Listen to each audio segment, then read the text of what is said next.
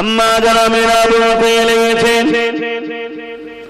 আমার বাচ্চা মুহাম্মদ রাসূলুল্লাহ যখন আমার গর্ভে ছিল, আমার শরীর থেকে এক ধরনের খুশবু বাইর হতো, যে খুশবু মদিনা মক্কার অলিতে গলিতে ছড়িয়ে পড়েছিল। একদিন রাসূলুল্লাহ দাদা জান হযরত আব্দুল মুত্তালিব এবং রাসূলুল্লাহ দাদিজা জিজ্ঞাসা করতে লাগলো, ও মা আমিনা রে, মারে কি এমন আতর ব্যবহার করো যার খুশবুর চর্চা সবার মুখে মুখে রয়েছে? ওই সময় আম্মা আমিনা নিজের মুখে থুতুকে জমিনে ফেলে বলে, দেখেন এ থেকে কোন খুশবু বাইর হচ্ছে, এই খুশবু আমিনা ব্যবহার করার নয়, আমিনা কোন খুশবু ব্যবহার করে না। আমার আব্বা আম্মা আমার গর্ভে যিনি রয়েছে তিনার শরীরে তা খুশবু। হাদিস পাকের মধ্যে রয়েছে, আল্লাহ নবী কোন রাস্তা দিয়ে যদি যেতে, ওই রাস্তা দিয়ে যদি মানুষ যেত সবাই বুঝতে পেরে যেত এই রাস্তা দিয়ে মুহাম্মদ রাসূলুল্লাহ গেছে। আর একটা বিষয় অন্যদিকে যাচ্ছে, এটা মিলাদের বিষয় নয়, কিন্তু তাও যাচ্ছে। এমন করে আবু জেহেলের ছেলে ইকরামা আমার নবীকে একবার মহব্বতে জড়িয়ে ধরেছিল। ইকরামা কিন্তু তখন কলিমা পড়েনি, আবু জেহেলেরই দলে ছিল। এই জড়িয়ে ধরে ফেলার জন্য আবু জেহেল তাকে শাস্তি হিসাবে মৃত্যুদণ্ড দিয়েছিল, জঙ্গলে গিয়ে মেরে দিয়েছিল, জীব জন্তু পশু পাখি যাতে খোরাক বানিয়ে নেয়। কিন্তু ইকরামা দেখতে লেগেছে জঙ্গলের পশুগুলো এসে তাকে গোল করে ঘিরে রেখেছে, কেউ কিন্তু খাবার জন্য আগে আসছে না। ইকরামা তার ভাবে বলতে লেগেছে, কেন তোমরা আমাকে খাচ্ছ না? আমার অপরাধ হলো আমার ভাই মুহাম্মদ রাসূলকে আমি দেখে জড়িয়ে ধরে ফেলেছিলাম, আমি তার উপরে কিন্তু ঈমান আনিনি। আমার বাপ এর আগে আমাকে মৃত্যুদণ্ড শাস্তি দিয়েছে, তোমাদের খোরাক বানিয়ে দিয়েছে, তোমরা আমাকে খেয়ে নাও। আল্লাহ পাকের ক্ষমতা আছে, যার ক্ষমতার কোনো তুলনা হয় না। আল্লাহু সাইয়্যুন কাদির। ওই পশুদের মধ্যে দেখে এক হিংস্র পশুর জবান খুলে গেল, মানুষের ন্যায় ভাষা বলতে লাগলো, ইকরামারে অবশ্যই তোমায় খেয়ে নিতা, কিন্তু তোমাকে আমরা খেতে পারবো না, কেননা তোমার শরীর থেকে আখিরি নবীর খুশবু পাওয়া যেতেছে।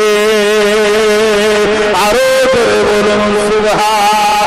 এই যুবকেরা, ইকরামা ঈমান না এনে আমার নবীকে জড়িয়ে যদি নবীর শরীরের খুশবু পাওয়ার জন্য জঙ্গলের পশুরা না খেয়ে থাকতে পারে, তাহলে আমাদের অন্তরে যদি মুহাম্মদ রাসূলের ভালোবাসা কলেমার যদি ঈমান নূর জ্বালাতে পারি, আল্লাহর জান্নাত আমাদের কেউ আল্লাহ পুরাতে পারবে না।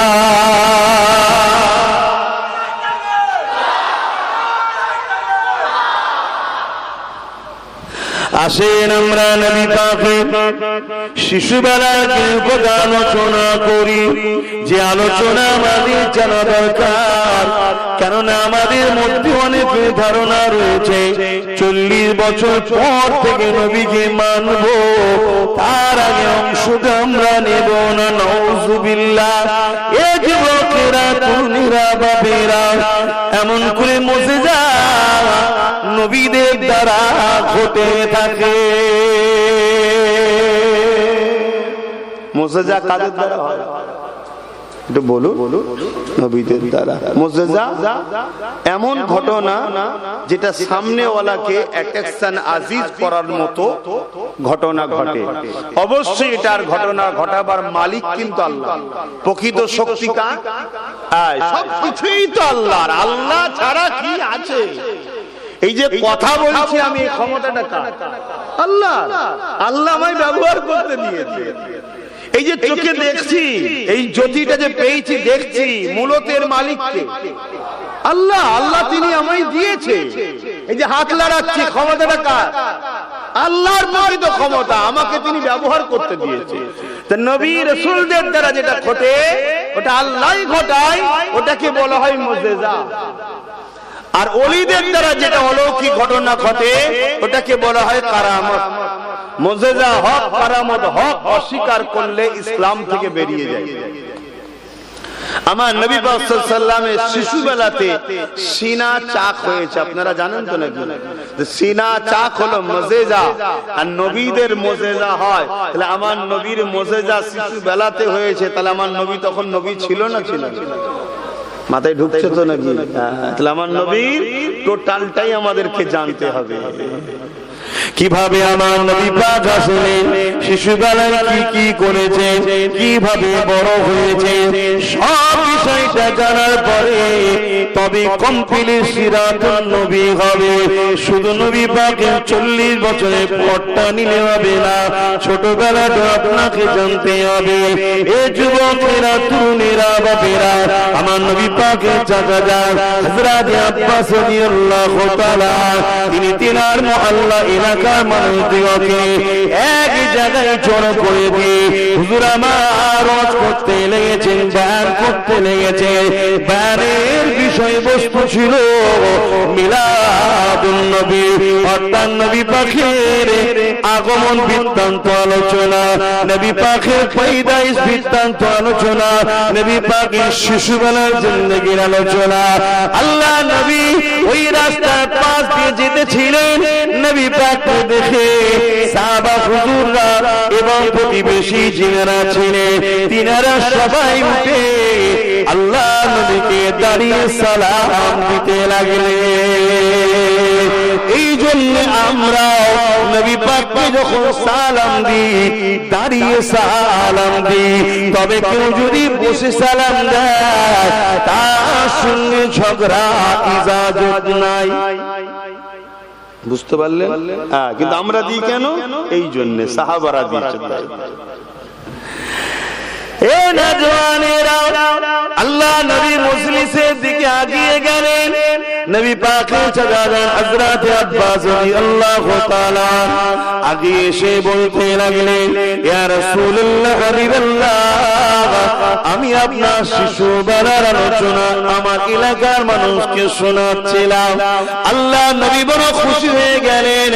নবী আমার খুশি হয়ে বলতে লাগলেন, এ বাবা সাহাবারা শুনে রেখে দাও, ওয়াজাবাত লাহু শাফাতি, আমার সাফাত তাদের জন্য ওয়াজিব হয়ে যায় যারা আমার শিশুবেলার আলোচনা করে ও মন দিয়ে শোনে। আল্লাহ নবী আরো বলতে লাগলেন, এ বাবা সাহাবারা, আপনারাই মাহফিল করতে লেগেছে, শুধু আপনারা এসে বসেছেন তা নয়, আল্লাহ পাকের অগণিত রহমতের ফেরেশতাও আসা শুরু হয়েছে।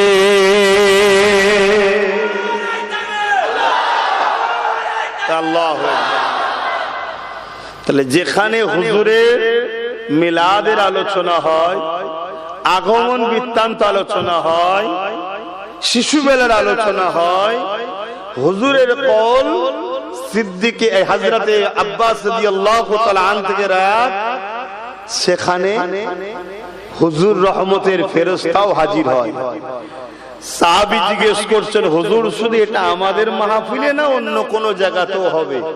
আল্লাহ নবী বললেন, দুনিয়ার যে কোনো জায়গায়, যে কোনো প্রান্তে কিয়ামত পর্যন্ত যারাই আমার মিলাদের মাহফিল করবে, মিলাদের আলোচনা করবে, মাহফিল বলতে আপনার ঘরেও হতে পারে, আপনারা স্বামী স্ত্রী বাচ্চা নিয়ে বসে নবীর ছোটবেলার আলোচনা করছেন, ওটাও মিলাদের মাহফিল। আপনার মসজিদের ইমাম বাড়ির রবিউল আউয়ালের দিনে, আপনাদের এবার আবার জুম্মা পড়েছে, একসাথে দুটো ঈদ, জুম্মাও ঈদ, রবিউল আউয়াল 12 তারিখ ওটাও ঈদ, দুই ঈদ একসাথে পড়েছে। তো ইমাম সাহেব যদি আলোচনা করে যে আমাদের নবী পাক সাল্লাল্লাহু আলাইহি ওয়াসাল্লাম আজকের দিনে 570 খ্রিস্টাব্দে প্রায় কম বেশি 1450-1500 বছর আগে এসেছিলেন, তিনি এসে এই কাজ করেছেন, তিনার ছোটবেলায় আগমনে এই ওয়াকিয়া ঘটেছে, ওটাও একটা মিলাদের মাহফিল। কথা বুঝে আসছে? প্রত্যেকটা জায়গাতেই আল্লাহর রহমতের ফেরেশতারা হাজির হবে, জোরে বলুন সুবহানাল্লাহ। এবং নবী বলছেন তাদের জন্য শাফাত আমার ওয়াজিব, জোরে বলুন সুবহানাল্লাহ। আমার যুবকদেরকে প্রশ্ন করছি, তোমার আমার জিন্দেগিতে তো বহুত ভুল আছে, তো এইরকম একটা সুযোগ কেউ হাতছাড়া করি কেন আমরা? আর কিছু মানুষ ভাবতে পারে, যারা নামাজি মুসল্লি উলামা ভাইদের মধ্যে একটা অংশ ভাবতে পারে, প্যান্ট শার্ট পরা, দাড়ি জায়গা, আমাদের টুপি নেই, নামাজ পড়ে নেই, নবীর মিলাদ করেছে, নবী শপথ হয়ে যাবে। আপনি কেন ভাবছেন না বিবে আজমির কথা?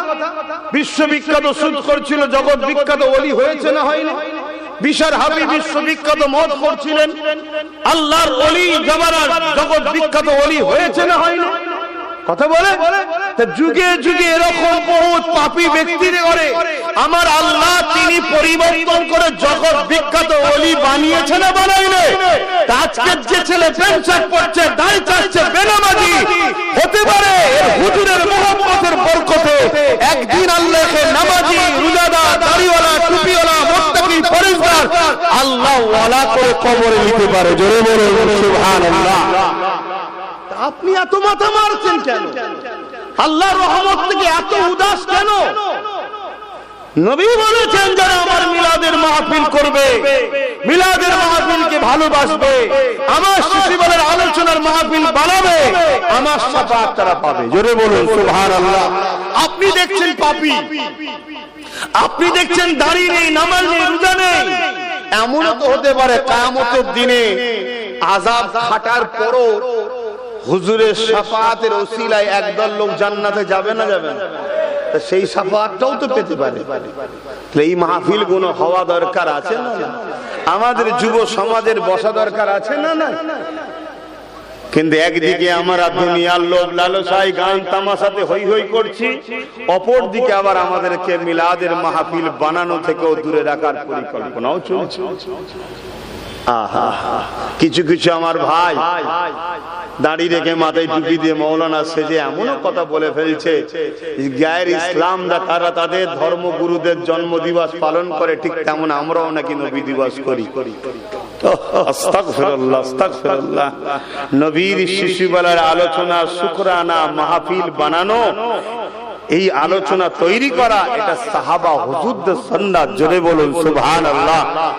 হাত্তাকে আমার নবী নিজের মিলাদে শুকরানায় নিজে দুম্বা জবাই করে সাহাবাদের খানা করে খাইয়েছে। জোরে বলুন সুবহানাল্লাহ।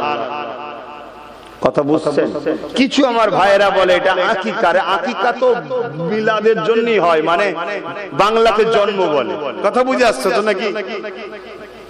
হুজুর নিজে 40 বছর বড় বয়স হয়ে যাবার নবুয়তের ঘোষণার পর নবী আকিকা মানে কি বলে পশু জবাই করে, দুম্বা জবাই করে খাইয়েছে যে আমার মিলাদের খানা খাওয়ালাম। জোরে বলুন সুবহানাল্লাহ।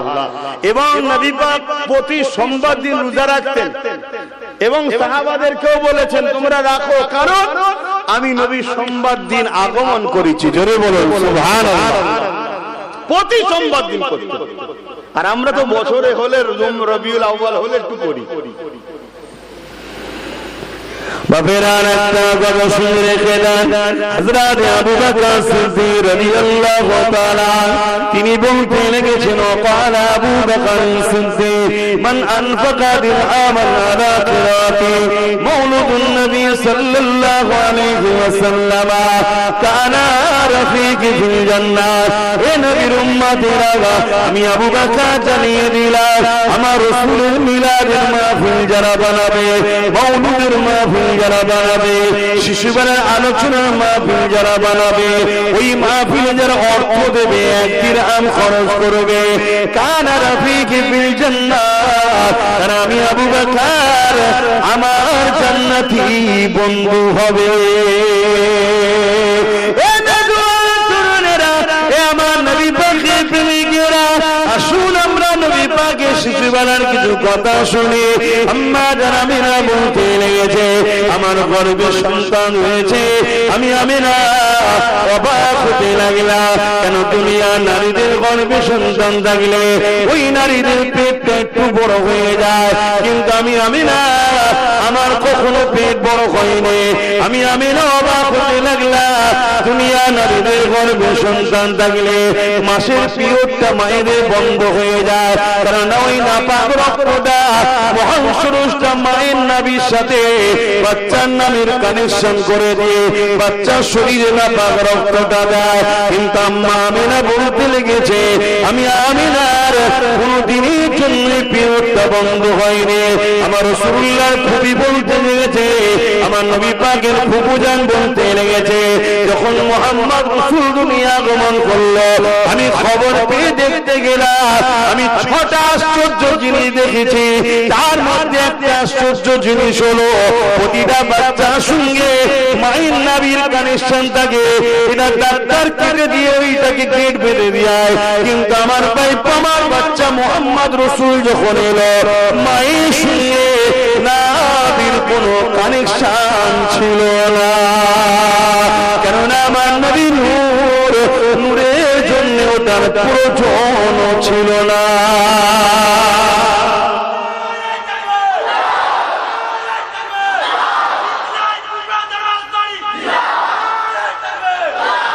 এই কথাগুলো শোনার পরে আমাদের যুবক ছেলেরা অন্য কাউকে নেতা বলে মানতে যাবে? যে এত বড় ভিআইপি নেতা থাকতে আমরা কেন চুনোপুটি চোর গুলোর পিছনে ছুটবো? ভাববে না, ভাববে না? এগুলো তো বলা দরকার। কেউ ঈসা নবীর মেসেজ ছড়াচ্ছে, কেউ মুসা নবীর মেসেজ ছড়াচ্ছে, আরো ইত্যাদি ইত্যাদি যে যা ধর্মগুরুদের মেসেজ ছড়াচ্ছে। খ্রিস্টানরা বলছে ঈসার মাননেওয়ালারা সবাই জান্নাতি, আর আমাদের মুল্লারা বলছে নবী নাকি শাফাআত করতে পারবে না। তাহলে আমাদের ছেলেরা ঈসা নবীকে ধরতে যাবে না? যাবে না। কিন্তু আজ আমি জানাচ্ছি, ঈসা নবী মুর্দার কাছে গিয়ে বলছে কুম বিইজনিল্লাহ, আল্লাহর হুকুমে মুর্দা উঠে পড়ছে। কোন লোকের গায়ে কুষ্ঠ রোগ হয়েছে, ঈসা নবী গিয়ে হাত বুলাচ্ছে, ভালো হয়ে যাচ্ছে। কারো চোখে নাবি না, ঈসা নবী হাত বুলিয়ে দিচ্ছে, ভালো হয়ে যাচ্ছে। এই দৃশ্য দেখে ঈসা নবীকে জিজ্ঞেস করছে, আপনি কি তাহলে সেই তিনি নাকি যিনার আগমনের কথা আছে? ঈসা নবী খোদ নিজে বলছেন, না না, আমি তিনি নই, তিনি আসছেন। যেমন একটা বাদশা আসার আগে, তার আগে একজন উজির বা প্রধান সেনা প্রধান ঘোষণা দিতে থাকে, সাবধান হও, সতর্ক হও, আদবের সাথে দাঁড়াও, সুলতান আসছে। আমি হলাম তিনার প্রধান উজির মতো। জোরে বলুন সুবহানাল্লাহ, আরো জোরে বলুন সুবহানাল্লাহ। আমার নবীর শান কত! ঈসা নবীর মতো নবী বলছে মুহাম্মদ রাসূল সাল্লাল্লাহু আলাইহি ওয়াসাল্লামের উজিরের মতো। হযরত ইহিয়া আলাইহিস সালাম বলছে, যিনি আসছে, আমি এই একটা নবী হয়ে বলছি, তিনার পায়ের জুতার ফেটে বেঁধে দিবার উপযুক্ত আমি নই। আমার নবীকে চিনতে পারছেন? আমার ছেলেরা জানে, আমাদের যুবকদের ঘরে শোনানো হয় নবীর কথা, হয় না? এই করলে এত স্বভাব, ওই করলে অত স্বভাব, এই করলে এত ফাজায়, ওই করলে এত ফাজায়। স্বভাবটা নিয়ে যাবি কোথায় যদি পাত্র না থাকে? হুজুর হলেন ইমানের পাত্র,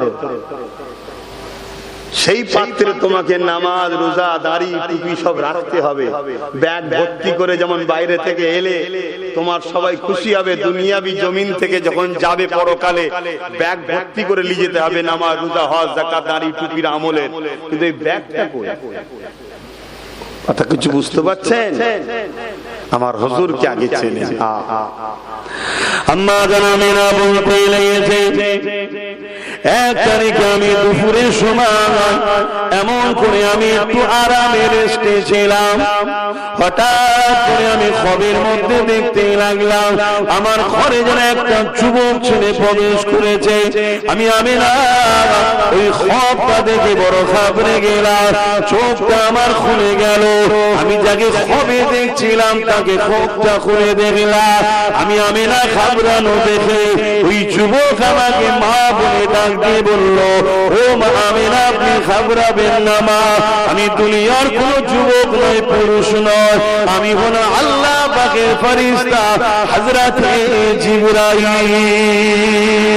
এ মা আমিনা, খুশির খবর নিয়ে এসেছি আপনার কাছে। ওই খুশির খবর হলো আপনার গর্ভে যিনি রয়েছে উনি যেন কোনোভাবে কষ্ট না পায়, কারণ আল্লাহ তিনাকে নিজের বন্ধুর হাবিবুল্লাহ বলেছে। এবং দ্বিতীয় খুশির খবর হলো, এ মা আমিনা রে, এই বাচ্চার নাম দুনিয়ার কেউ রাখবে না, এই বাচ্চার নাম আল্লাহ রেখে দিয়েছিল। এই বাচ্চার নাম হলো মুহাম্মদ।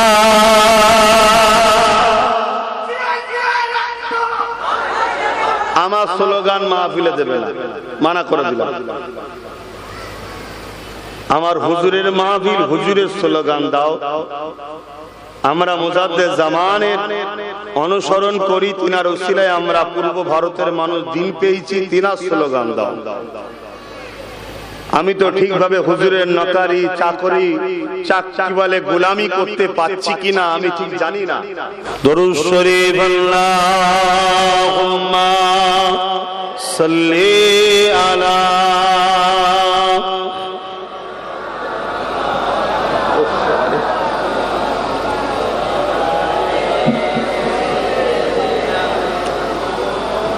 আমার আব্বা জানেরা ভাইয়েরা, 5টা পর্যন্ত আলোচনা হবে ইনশাআল্লাহ। 5:10 আসরের নামাজ হবে। তো আসেন আমরা যেদিকে আলোচনা করছিলাম, হযরত জিবরাইল সাল্লাম দ্বিতীয় কি বললেন, এ নাম আল্লাহর পক্ষ থেকে বড় যত্ন করে রাখা আছে, সেই নাম রাখা ছিল, সেই নাম আপনার বাচ্চার মুহাম্মদ সাল্লাল্লাহু আলাইহি সাল্লাম। পৃথিবীতে এই নামটা এর আগে কখনো কারো রাখা হয়নি, কেউ শোনেনি, কেউ জানেনি। আমার নবী থেকে এই নাম শুরু। আজকে ইউরোপ দুনিয়ায় সবথেকে প্রিয় নাম হলো মুহাম্মদ সাল্লাল্লাহু আলাইহি সাল্লাম। এবং আমেরিকা বলছে বা ইউরোপ দুনিয়া, তাদের মিডিয়া, তাদের কলম, তাদের বক্তারা বলছে আগামী 40-45 মধ্যে ইউরোপ দুনিয়ার সংখ্যা গুরু হবে ইসলাম। জোরে বলুন সুবহানাল্লাহ। মনে রাখবেন, যত জুলুম বাড়বে তত দ্রুত ইসলামের আলো ছড়াবে। জুলুম যত বাড়বে ইসলামের আলো তত দ্রুত সেই জায়গায় ছড়াবে। কেন ইসলামই একমাত্র সমাধান সন্ত্রাস মুক্ত, জুলুম মুক্ত সমাজ গড়া। জোরে বলুন সুবহানাল্লাহ। হ্যাঁ, এটা অতি বাস্তব, এটা অতি সত্য, এর বিকল্প কিছু হতেই পারে না। কেন সরসরা তিনার পছন্দনীয় মনোনীত ধর্ম হলো ইন্নাদ-দীনা ইনদাল্লাহিল ইসলাম। এই রাস্তা ছাড়া বিকল্প কোনো রাস্তা নাই। জুলুম খতম, সন্ত্রাস অত্যাচার খতম করতে একমাত্র রাস্তা হলো ইসলাম। জোরে বলুন সুবহানাল্লাহ। কিন্তু আজকে পশ্চিমা মিডিয়া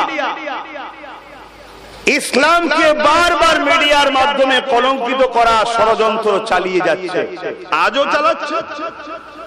কিন্তু তারা যত চেষ্টা করছে, তাদেরই যুবক যুবতীরা মোহাম্মদ রসুলকে রিসার্চ করছে। আর যত রিসার্চ করছে তত তারা দলে দলে দলে দলে ইমানের কালেমা পড়ে মোহাম্মদ রসুলের গোলাম হচ্ছে। জোরে বলুন সুবহানাল্লাহ। দুটো জিনিস, হুজুর হলেন খুশবু, হুজুর হলেন খুশবু। আম্মা যারা মিলাদুল পেয়েছেন, আমার বাচ্চা মুহাম্মদ রাসূলুল্লাহ যখন আমার গর্ভে ছিল, আমার শরীর থেকে এক ধরনের খুশবু বাইর হতো, যে খুশবু মদিনা মক্কার অলিতে গলিতে ছড়িয়ে পড়েছিল। একদিন রাসূলুল্লাহ দাদা জান হযরত আব্দুল মুত্তালিব এবং রাসূলুল্লাহ দাদি জান জিজ্ঞাসা করতে লাগলো, ও মা আমিনা রে, মারে কি এমন আপন ব্যবহার করো যার খুশবুর চর্চা সবার মুখে মুখে রয়েছে? ওই সময় আম্মা আমিনা নিজের মুখে থুতুকে জমিনে ফেলে বলে, দেখেন এ থেকে কোন খুশবু বাইর হচ্ছে। এই খুশবু আমিনা ব্যবহার করার নয়, আমিনা কোন খুশবু ব্যবহার করে না। আমার আব্বা আম্মা আমার গর্ভে যিনি রয়েছে, তিনার শরীরে তা খুশবু। হাদিস পাকের মধ্যে রয়েছে, আল্লাহ নবী কোন রাস্তা দিয়ে যদি যেতে, ওই রাস্তা দিয়ে যদি মানুষ যেত, সবাই বুঝতে পেরে যেত এই রাস্তা দিয়ে মুহাম্মদ রাসূলুল্লাহ গেছে। আর একটা বিষয় অন্যদিকে যাচ্ছে, এটা মিলাদের বিষয় নয়, কিন্তু তাও যাচ্ছে। এমন করে আবু জেহেলের ছেলে ইকরামা আমার নবীকে একবার মহব্বতে জড়িয়ে ধরেছিল। ইকরামা কিন্তু তখন কলেমা পড়েনি, আবু জেহেলেরই দলে ছিল। এই জড়িয়ে ধরে ফেলার জন্য আবু জেহেল তাকে শাস্তি হিসাবে মৃত্যুদণ্ড দিয়েছিল, জঙ্গলে গিয়ে মেরে দিয়েছিল, জীব জন্তু পশু পাখি যাতে খোরাক বানিয়ে নেয়। কিন্তু ইকরামা দেখতে লেগেছে জঙ্গলের পশুগুলো এসে তাকে গোল করে ঘিরে রেখেছে, কেউ কিন্তু খাবার জন্য আগে আসছে না। ইকরামা তার ভাষায় বলতে লেগেছে, কেন তোমরা আমাকে খাচ্ছ না? আমার অপরাধ হলো আমার ভাই মুহাম্মদ রাসূলকে আমি দেখে জড়িয়ে ধরে ফেলেছিলাম, আমি তার উপরে কিন্তু ঈমান আনিনি। আমার বাপ এর আগে আমাকে মৃত্যুদণ্ড শাস্তি দিয়েছে, তোমাদের খোরাক বানিয়ে দিয়েছে, তোমরা আমাকে খেয়ে নাও। আল্লাহ পাকের ক্ষমতা আছে, তার ক্ষমতায় কোনো তুলনা হয় না। আল্লাহু সাইয়্যুন কাদির। ওই পশুদের মধ্যে দেখে এক হিংস্র পশুর জবান খুলে গেল, মানুষের ন্যায় ভাষা বলতে লাগলো, ইকরামারে অবশ্যই তোমায় খেয়ে নিতা, কিন্তু তোমাকে আমরা খেতে পারবো না, কেননা তোমার শরীর থেকে আখিরি নবীর খুশবু পাওয়া যেতেছে।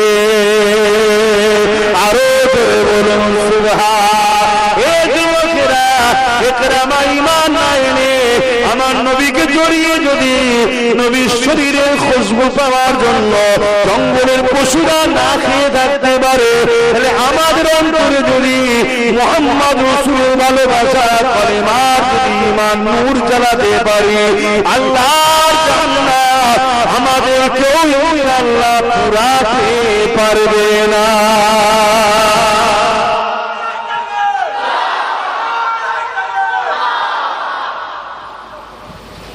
আমার ভাইরা ভাববেন যে নামাজ না পড়লে হবে। আমি কি বললাম নামাজ পড়বেন না?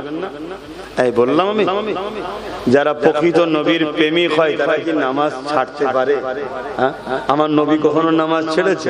প্রেমিক কাকে বলে? প্রেমিক তো সে নকল করবে, তাই না? নকল করবে। কেউ 10 নম্বর জার্সি পরে, কেন ভাই? না আমার খেলোয়াড় পরে তাই, অর্থাৎ সে তাকে ভালোবাসে। কেউ চুলের স্টাইল দেয় তার পছন্দ লোকের মতো, ঠিক না? কেন তাকে পছন্দ করে? তো প্রকৃত রাসূলের প্রেমিক কে? যে হুজুরকে নকল করবে, অর্থাৎ হুজুর যেটা পছন্দ করতে সেটা। কথা কিছু মাথায় ঢুকছে? তা নামাজ তো কোনোভাবেই কাজে সম্ভব নয়, কিন্তু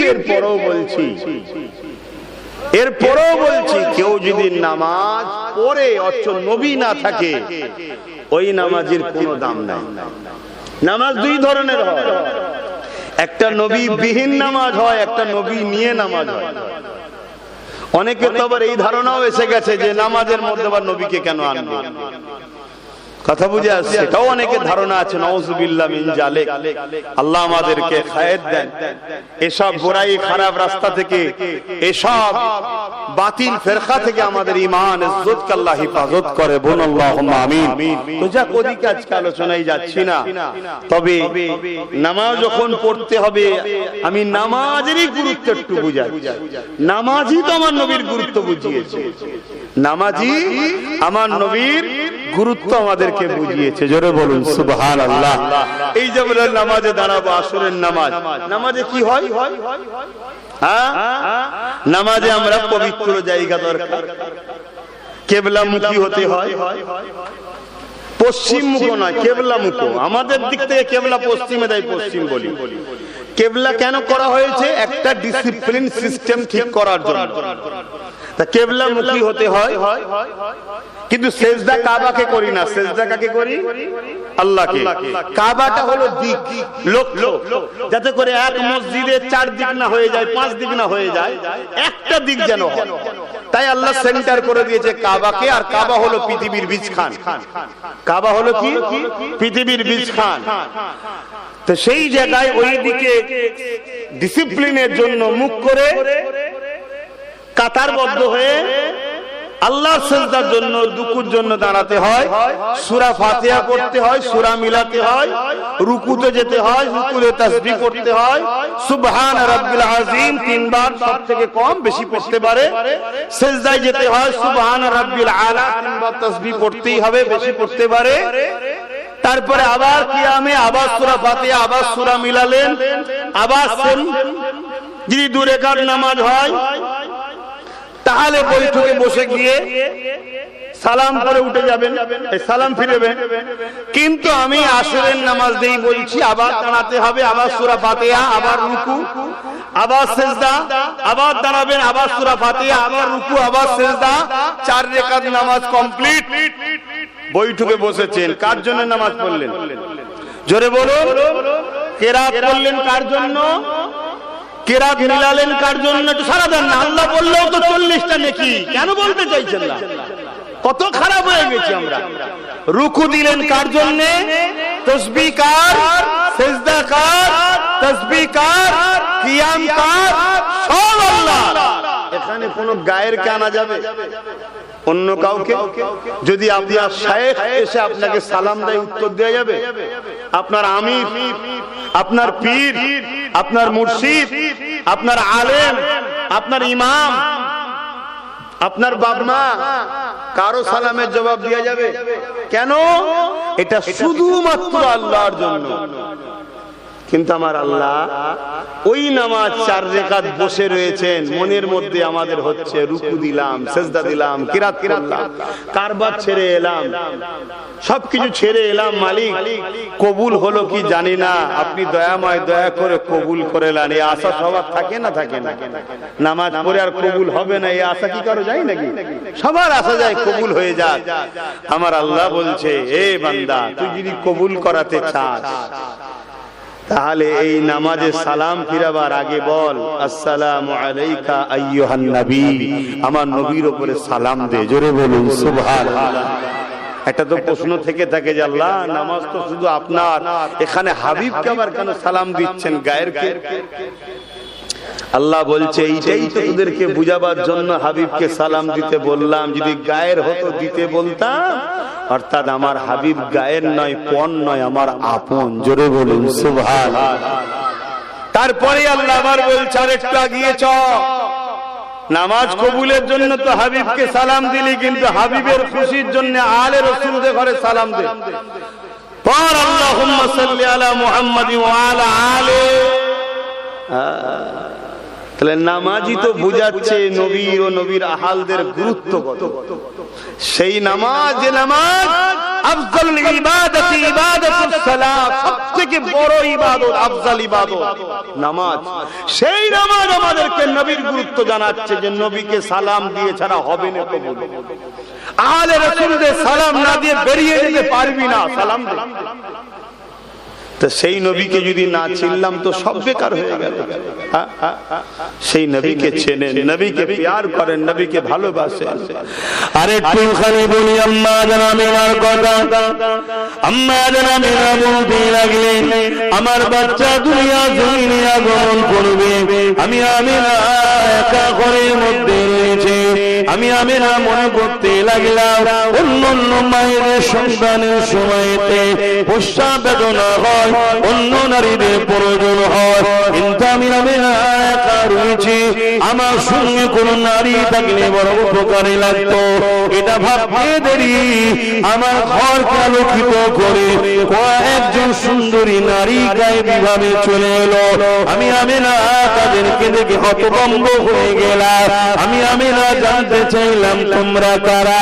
তারা জানাতে লাগলেন, আমিনা, আল্লাহ আমাদেরকে আপনার সেবার জন্য পাঠিয়েছে, রাহমাতাল লিল আলামিন আসবে, আল্লাহ আমাদেরকে পাঠিয়েছে। আমরা হলাম আল্লাহ পাকের জান্নাতি হো। এ যুবকেরা, তরুণেরা, আম্মা আমিনা বলতে লেগেছে, আমার বাচ্চা দুনিয়া জমিনে আগমন করলো।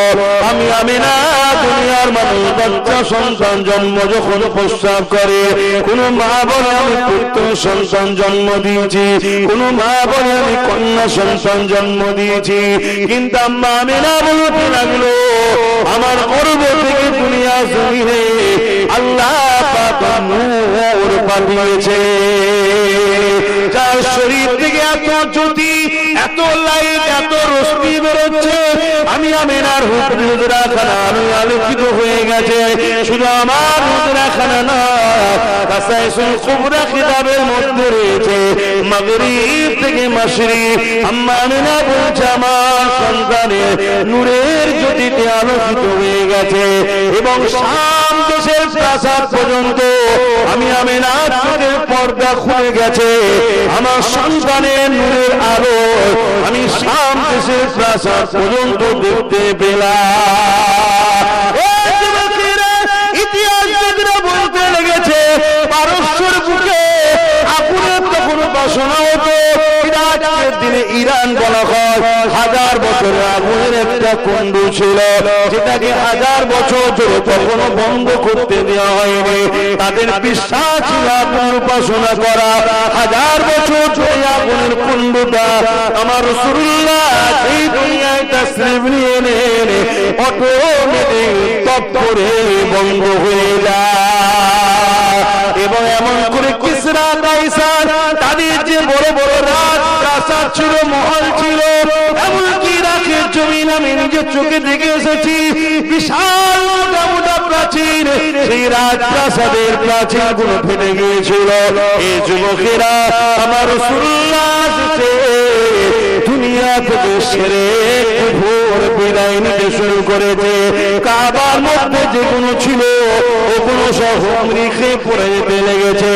আমার নবী পাক দুনিয়ার জমিনে আসলেন এ যুবকেরা তরুণেরা আম্মা আমিনা বলতে লাগলে কিছুক্ষণ পরে আমার ঘরটা কুয়াশাতে ভরে যায়।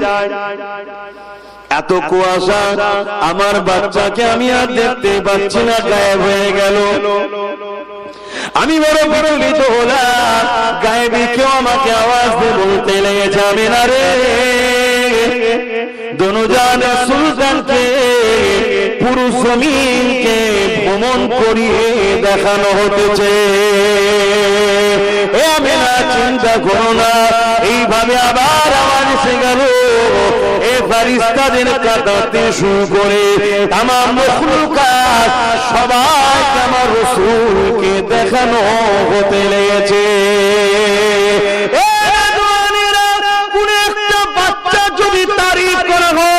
তোমার বাচ্চার চোখটা সুন্দর, তোমার বাচ্চার চুলটা সুন্দর, তোমার বাচ্চার হাতটা সুন্দর, ওই বাপ মা কত খুশি হয়ে যায়। অথচ বাপ মা বানাইনি তাহলে চিনি বানিয়েছে ততক্ষণই কত খুশি হয়ে যায়। আর আল্লাহ পাক নিজে বলছে আমার সৃষ্টি কায়নাতের মধ্যে থেকে সব থেকে সুন্দর হলো আমার মুহাম্মদ রাসূলুল্লাহ। তাহলে সেই নবীর সৌন্দর্যের আলোচনা যত বেশি বেশি করা হবে আমার বানানেওয়ালা আল্লাহ তত বেশি খুশি হবে।